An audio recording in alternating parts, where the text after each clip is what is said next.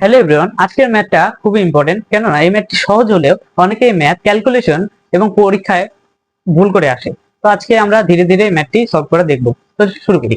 তো প্রথম প্রশ্নটি হচ্ছে integration x into 1 plus root over x dx.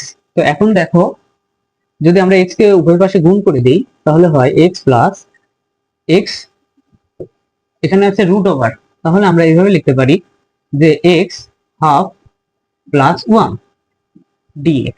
এখন উভয় পাশে আলাদা করে ইন্টিগ্রেশন করো, x dx plus integration x 3/2 dx, তাই না? তাহলে এটাকে ইন্টিগ্রেশন করলে হয় x/2 x² 2 প্লাস এখানে হইতেছে 3/2 প্লাস 1 3/2 প্লাস 1 প্লাস c। আরেকটা লাইন লেখো যে x²/2 এখানে সলভ করলে হয় 2/5 5/2 হয়, তো উল্টে যে 2/5 ইনটু x², 5/2 প্লাস c। তো প্রথম ম্যাথটি সলভ হয়ে গেল। এখন আমরা দ্বিতীয় ম্যাথটি সলভ করব। দ্বিতীয় ম্যাথটি বলতেছে 1 plus x inverse plus x inverse 2 dx।